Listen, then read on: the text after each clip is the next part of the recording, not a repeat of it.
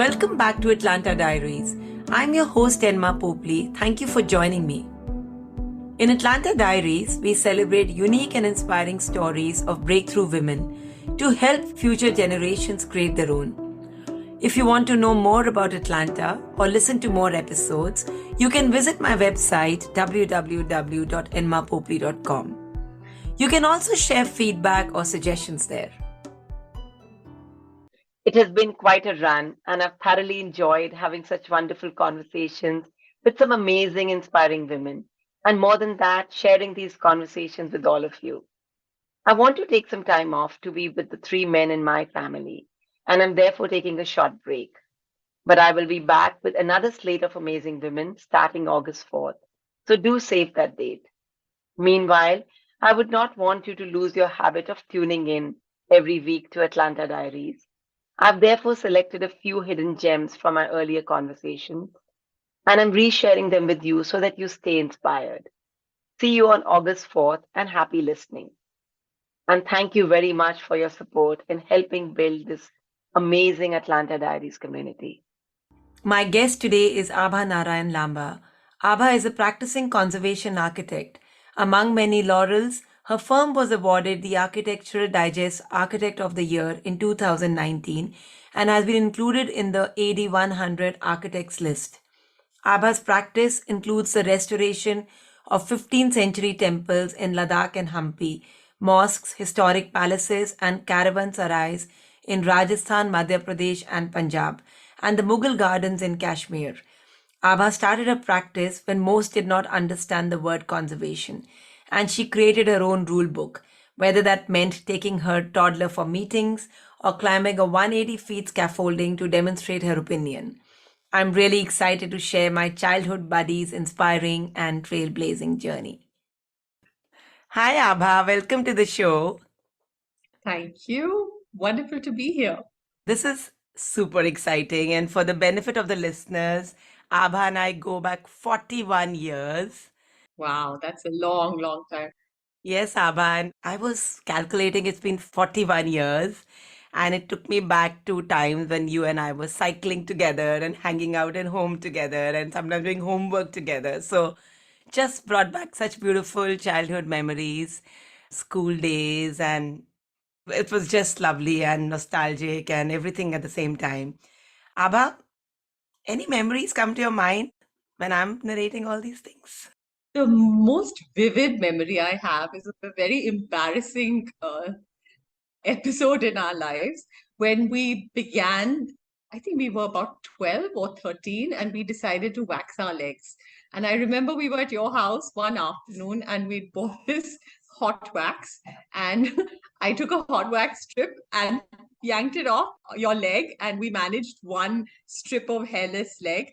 And you let out such a loud scream that your parents were napping in the next room, and they came rushing out to know what happened. And then you'd refuse to wax your other leg because you thought it was just too painful. Why was I sure, So Abha, that yes. is the only memory which is going to come to your mind? And That's the most vivid. Abha, I know it's going to be a difficult question because there's just so much of body of work. But which is your most favorite project till date? I just think I've been fortunate.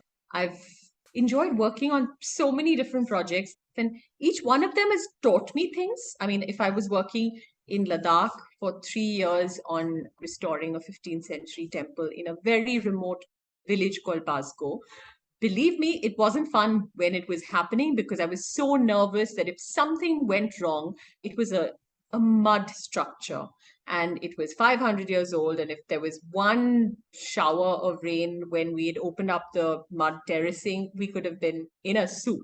So when you're working on a project, it's very tense sometimes and very exciting as well. But we were working in a high altitude, 11,000 feet, no running water, dry loos, no flush, no cell phone, barely any electricity. Those relays of being at site, it was so cold. I went, without a bath for a week straight. So it's not necessarily great fun when the project is happening, but when you look back and the joy it gives you, a completed project, when you finally go through the grind and you put back a building, that is a joy. It's like giving birth. It's almost like that. So every project really is like that. There are labor pains, but it's so joyful to see a completed project that's to your satisfaction. It's worth everything. And I think that's the reason I've never been able to pick which project is my favorite. Each one of them, I've learned so much from projects, from sites, from people I've worked with. And that's a journey I can't really measure. Let's talk about the Opera House project. 8 years to see it through patiently. How did you make that happen? Can you take us through maybe just the Opera House project from start to end in a very brief manner? Like, how did you get it on? How did you keep yourself and your team going? So the Opera House was the only surviving opera house in India. When it was built 100 years ago, it was considered the finest opera east of the Suez. And then, with the coming of cinema, it became a cinema hall. By the 1980s, when VCRs and multiplexes began their journey, nobody wanted to go to a single screen theater that had no air conditioning, and it became a relic. And finally, it was shut down. So it was locked up and forgotten for almost 25 years. And the rains in Bombay, I mean, there was leakages, structural dilapidation, till it came to a point when the government declared it unsafe. And that's when I came in. I was appointed by the most wonderful clients, the Maharaj Sahib of Gondal and his wife. They had just so much faith in me as clients. They just told me, we are handing this project to you and you decide what's to be done. But then the building was so dilapidated that my first challenge was to get a structural engineer on the project. And I went to every top structural engineer that I knew in Bombay, and they all refused it. They said it's too dangerous. Finally, I managed to get a structural engineer and we worked on it. There is, for a building like this, very little funding, especially since privately owned heritage in India gets barely no funding. We applied to the World Monuments Fund, but even they did not fund us because it was privately owned. And after a long struggle, we managed to get permissions.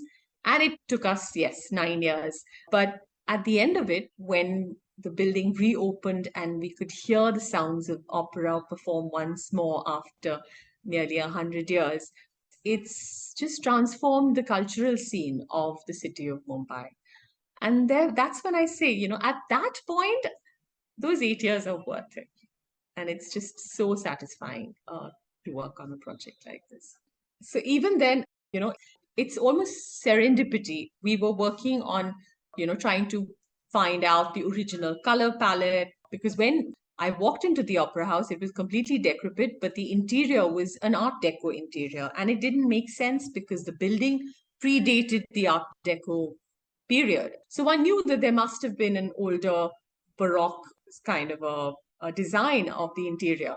And out of the blue, I got a call from an Australian professor of drama who was researching on theatre, and he had found the original catalogue that was printed in 1916 when the Opera House opened. And in that catalogue, we managed to find black and white photographs which showed the side, the balconies, and then it was so much easier to just open out the side wings, and we found the original structure of the wings. Again, there was so much research because the black and white images weren't able to tell us the color palette. And then we researched through a lot of old films, and finally we found one Hindi film from the 60s which had Rajesh Khanna and Shashi Kapoor, and there was the climax scene was shot at the opera house, and that scene gave us so much information on the colors, the details that were lost for so many years. So you get a lot of clues. It's almost like forensic, in a way, forensic science, because you get a building which had been shown off most of its historic details, and you look for clues and you build them back. You build the scene of the crime in a sense. So you build back the original design through sources, through archival research. rummaging through history. And that's so exciting when you put all the pieces of the jigsaw together. I can sense that excitement. Abha, I want to backtrack a little bit because this is just so amazing. Tell me what really inspired you to get into conservation architect? I'm going to break that into two. When you say that conservation or that architecture is a male dominated thing, even today, I mean, I graduated from architecture school 30 years ago. And then there were very few women studying architecture and fewer women still practicing. But it's very sad that even after 30 years, I still see more than half the number of students in architecture being women.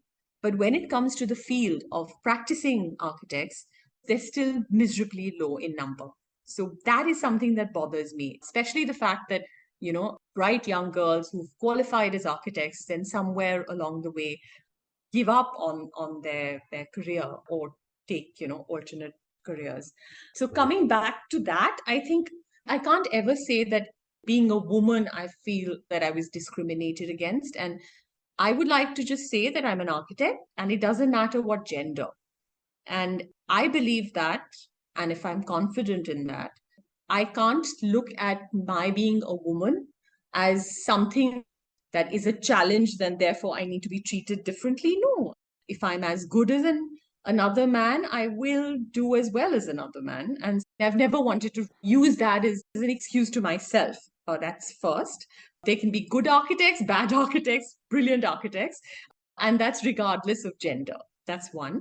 And sometimes I think there's almost an advantage in being a woman that your people don't have expectations. There's no burden of expectation that you need to do brilliantly because you're almost written off that, oh, she's a woman, she probably won't.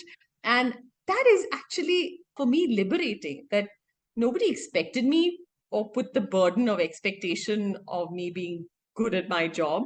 And that's why I can take chances. And I've always enjoyed being, in that sense, an outsider.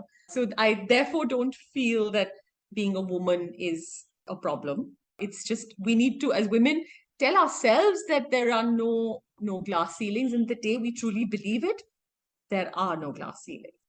Now, coming back to your second question of how I decided on conservation, actually, to be honest, I didn't even know a field of conservation architecture. I just wanted to be an architect. And yes, I did take up an elective of conservation, the way I would have studied landscape as an elective subject.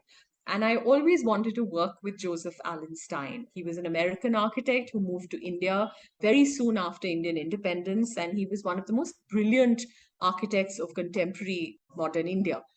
And I'd seen his building of the Ford Foundation and India International Center. While I was a student at SPA, I would, like hope that he would just, he'd give me a job as an intern when I graduated. I applied to his office and got an interview. And I still remember it was December of 92 and I went to him for an internship interview. I showed him my portfolio and very patiently he saw my work and he said, you seem to have an interest in urban issues and conservation, but here we only do architecture. And for me, it was like the god of architecture is saying we only do architecture. And I was happy to be folding blueprints in his office for a year if he gave me a chance. And I did intern with him and I got a great opportunity as a junior architect in his studio to work on site on the India Habitat Center, which was under construction at the point. But what I did was around that time, over the weekends, I've never been able to just sit idle. Delhi has so many beautiful historic medieval monuments. And every weekend I would either pack a picnic basket, take my dog along, or, grab a friend and make an expedition or a picnic out of it and go look for old tombs or medieval stepwells or, historic structures tucked away in some corner of Delhi. I began writing a column in the Times of India called Forgotten Monuments. And that became a fortnightly column where every fortnight I talk about, one forgotten monument. And for me, that was just the joy of writing and the joy of going looking for monuments. And then one of those sort of columns did get the notice of head of department of conservation at the School of Planning and Architecture. And one day at Stein's office, I got a call, and the head of department said, you're an SPA graduate, and why don't you come back and do your master's in conservation? And I just landed up studying conservation. So it was very random, like every other, choice or every other development in my life, a lot of random circumstances. And it's just led from one thing to another. I think it just all came together, Abha. That's beautiful. Abha, you've spoken about pushing the envelope on many circumstances. So talk to me more about such radical moves which Abha has done in this journey of 28 years. No, I don't see those as radical. I think each one of us in our journeys are faced with choices. Very often, there are choices that are foisted upon us because of societal norms, that this is expected of you because you're a woman, or this is expected of you because you're a wife, or this is expected of you because you're a mother. But honestly, I mean, there's no rule book. The rules are made by society, and it's for every generation to create their own rules, their own paradigms. And finally, what you think is something that you can live with. For me, therefore, it's if I feel that I can do something, and if I can try to do something, and it's not conventional, but it's something that I believe is right, it's my North Pole. And I guess if we are the brave enough or crazy enough to do that, the world does accept you for what you are. I think the problem is most of us sometimes are more concerned about what others will think of us and how they will judge us, even if the world doesn't judge us wrongly. But then we are overcautious, and as a result, don't even take the chances, in a way, monitor our own actions way more than maybe even society or the world outside would judge us. So we have a kind of a self-monitoring mechanism built inside us that often stops us from doing things we love doing the best. And if you truly believe in something, you should do it. And we all have one life.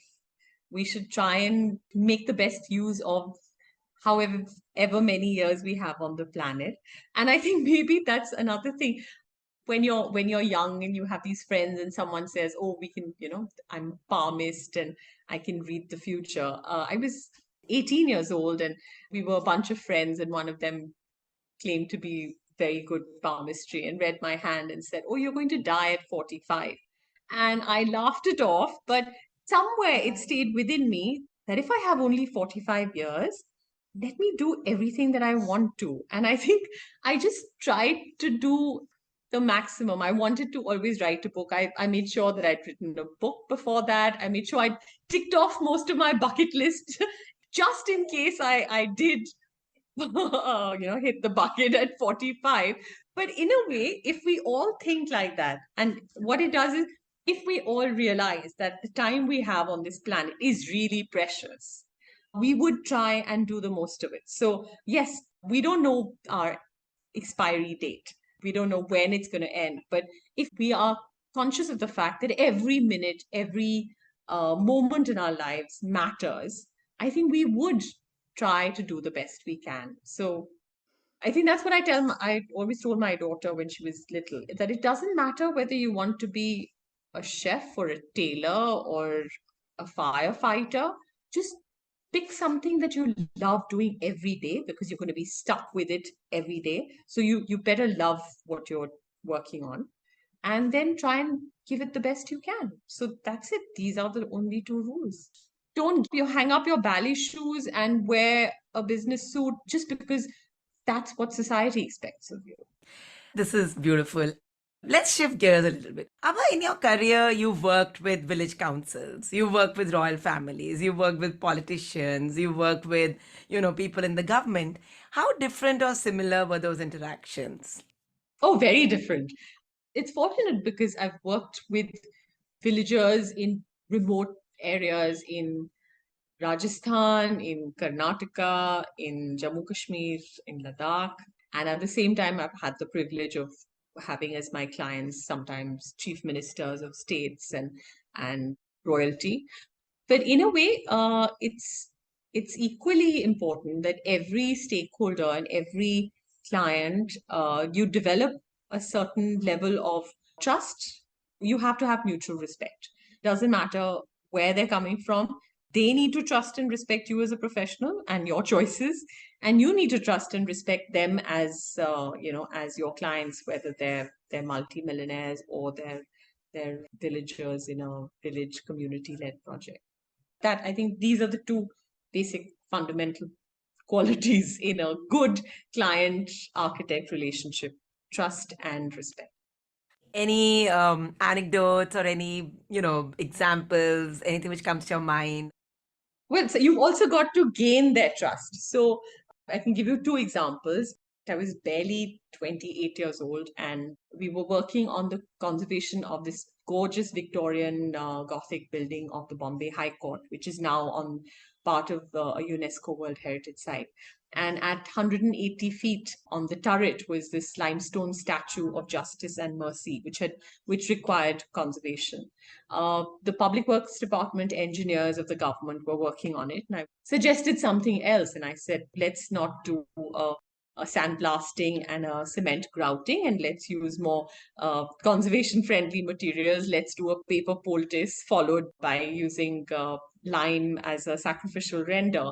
So for an engineer who'd been around for 20 years and who thought I was this young kid with suggesting something else, because conservation was very nascent way back in 1998 in India. The people barely knew what conservation was, and they would say, "You're a conversation architect?" I would say, "No, I'm a conservation architect." So you actually had to tell them what it was. So this gentleman said, okay, he didn't want to dismiss me right away, but I think from his point of view, he wanted to see what I was made of. So we had a bamboo scaffold which was going up 180 feet, and it would sway in the breeze. We had no helmets, no hard hats, no safety gear, and you had to take off your shoes, because the best way to climb a bamboo scaffold is barefoot, because you get a better grasp on it.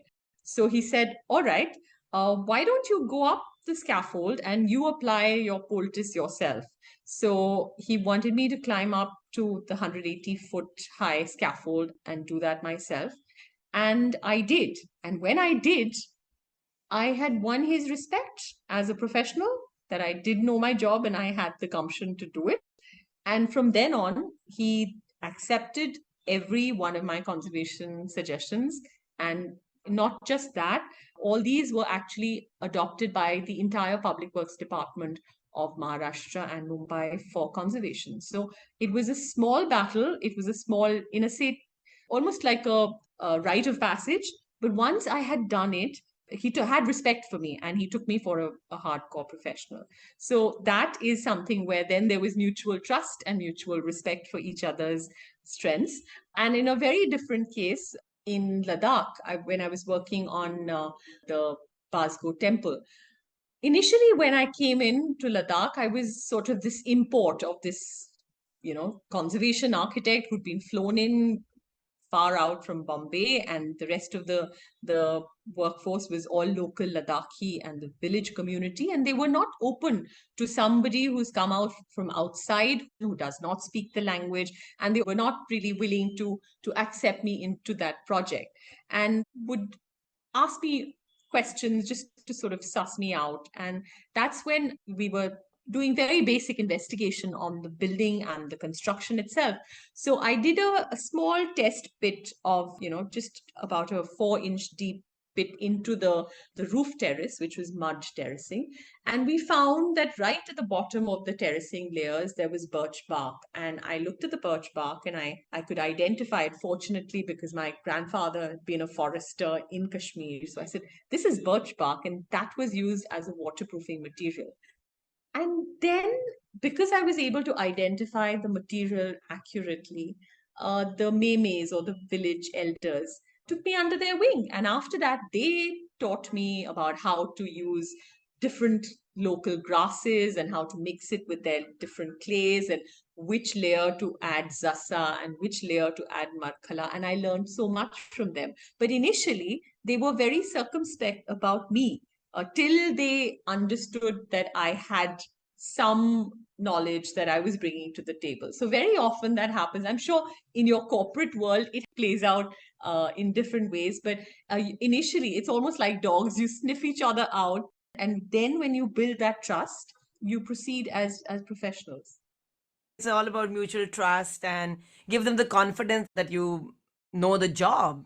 Having said that, was there ever any self-doubt or any imposter syndrome which you went through for during any project or during any interaction with any particular client?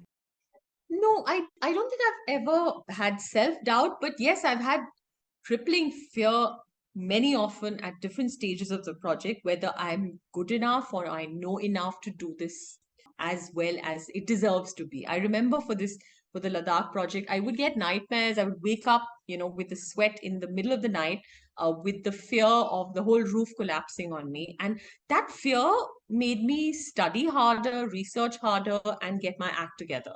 And I think that little bit of fear is important for every project. Sometimes it's good to wake up in the middle of the night worrying about a project, because whenever I've done it, it has just driven me to get my act together, to refine my knowledge of that subject better. I'm not saying for every project, but for every project that I've been worried about, it has just egged me on to up my game. And that little bit of adrenaline or that little bit of fear is sometimes good for your project, because you're not being overconfident, and you re-look at your decisions, or you review your strategy and just make it better. Abha, who is your go-to person? It can get very worrying. So who do you speak with then? And this is what takes me to the Abha, who I believe sort of just internalizes everything, and really doesn't talk too much about stuff.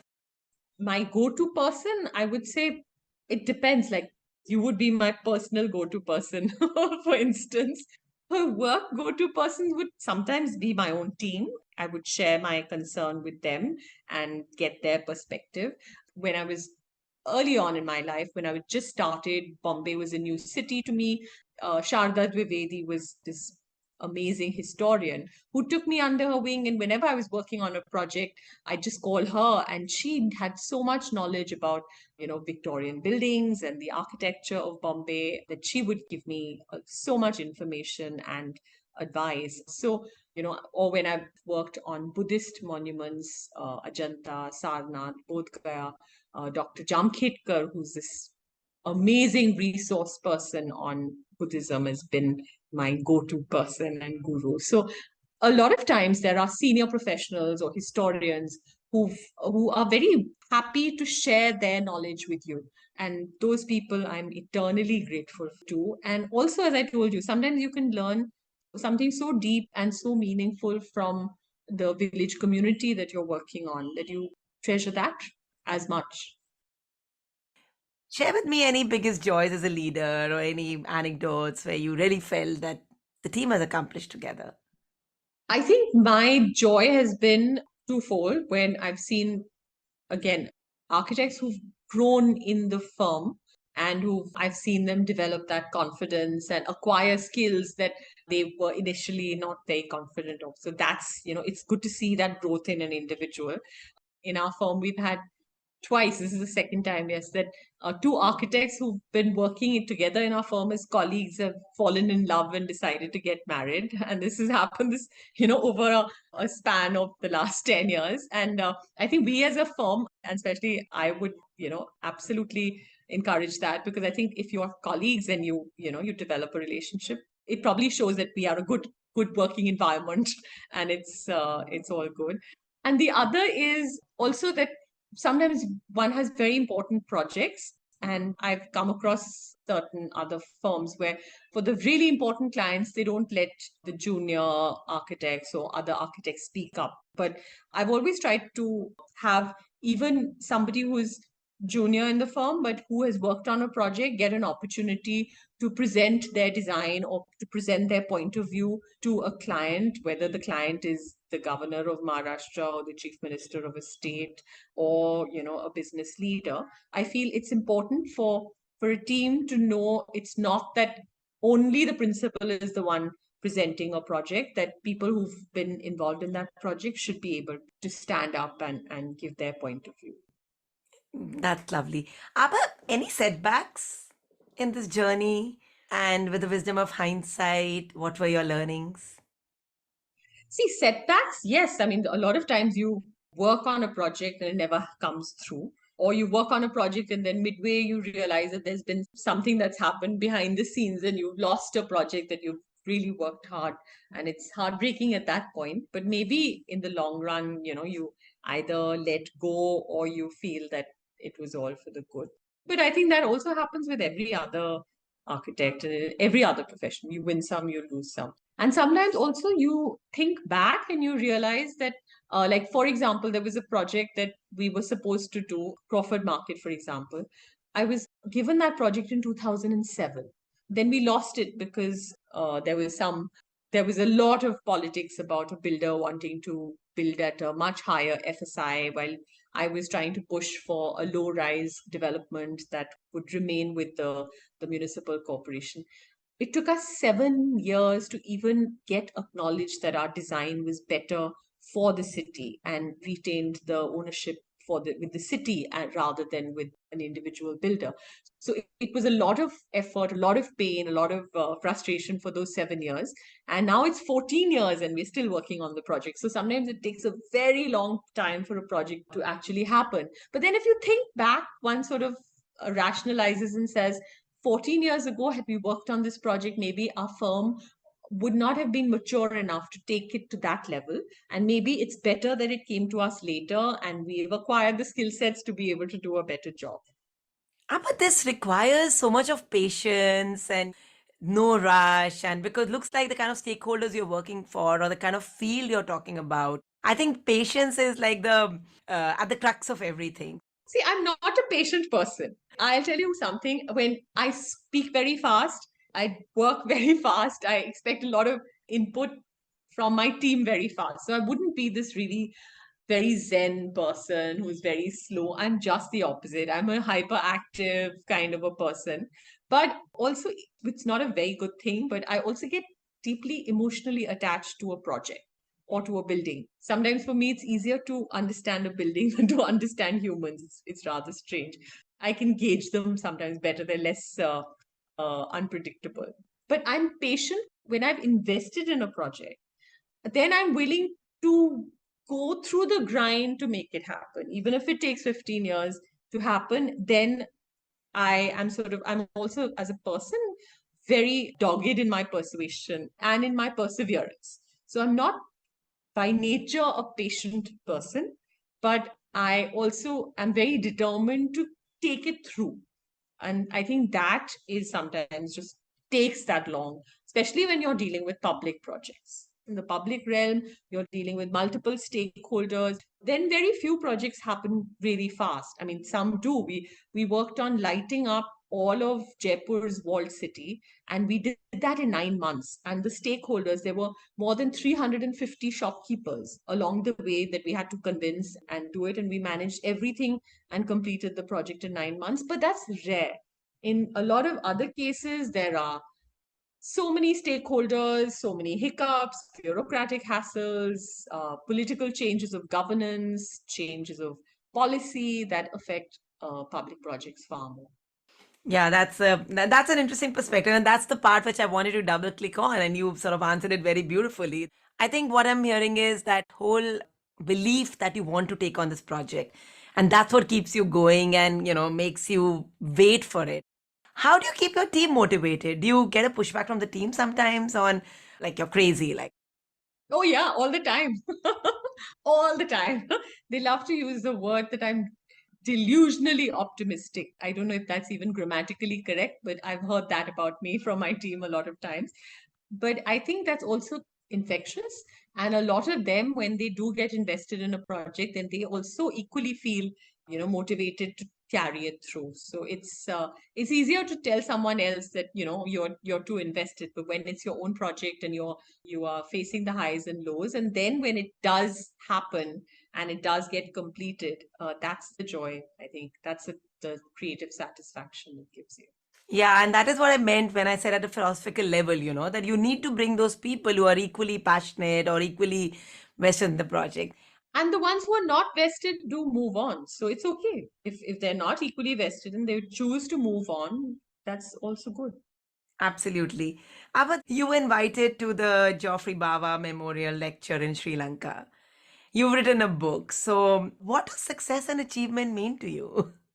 In the kind of works and the challenges that we are facing, that honestly, I'm not looking at benchmarks to set or competing with other people. I'm just happy enjoying the ride. And for me, this has been a kind of a personal journey almost more than a professional journey. And I'm happy just doing what I'm doing.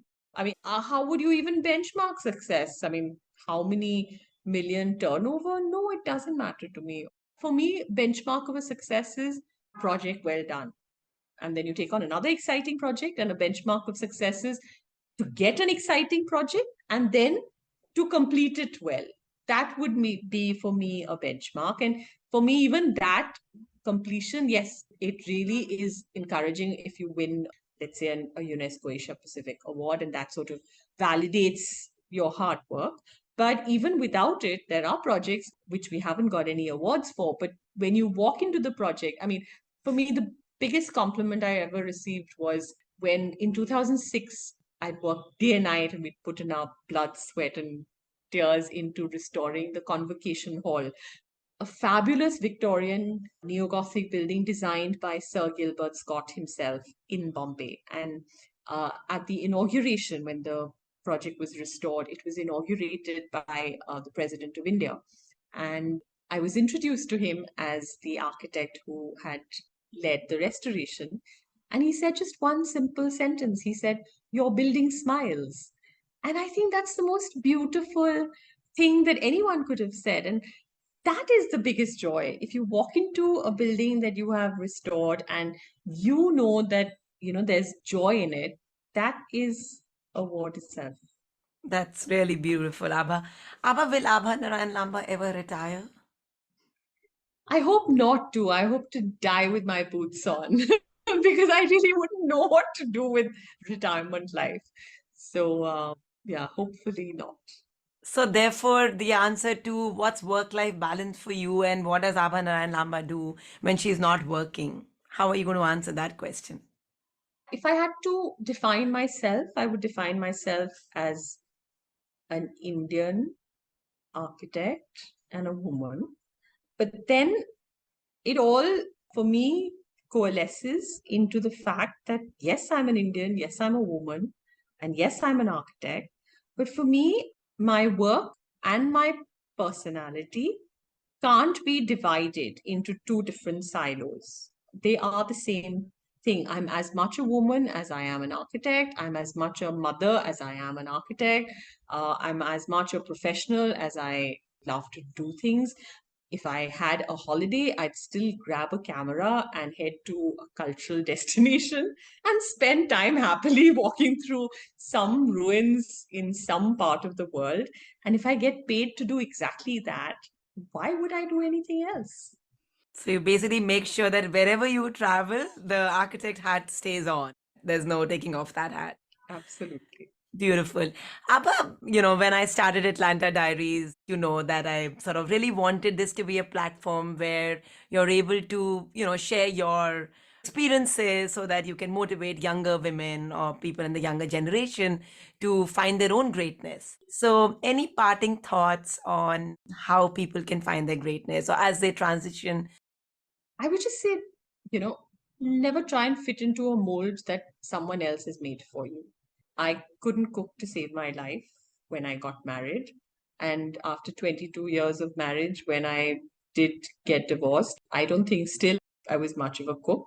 But then, if you know you're not a good cook and you can live off cheese toasts or order in and you're happy, so be it. I mean, as long as you know what you really enjoy, there's no good mother and bad mother. There's always a first time that you become a mother. You wing it, you try your best, you fumble along the way. It's the same thing with being a wife, it's the same thing with being a daughter, it's the same thing with being a professional. We all try to do our best. Sometimes we are brilliant at what we do, and sometimes we make mistakes. As long as we have the right intention and we want to give it our best with sincerity, it's all right. And if we can't manage everything, I think we shouldn't be harsh on ourselves and accept that don't have to be great with everything, and be kind to ourselves and say, maybe I'm not so good with this, but hey, I enjoy doing that and let me explore that. So it's our one life on the planet. We've got a few years. Let's just make the most of it to the best of our ability. And that's it. That's lovely. I'm sure it's going to help a lot of people and resonate with a lot of people. So thank you again for doing this, Abha. Thank you for taking out time. Thank you for bullying me into this.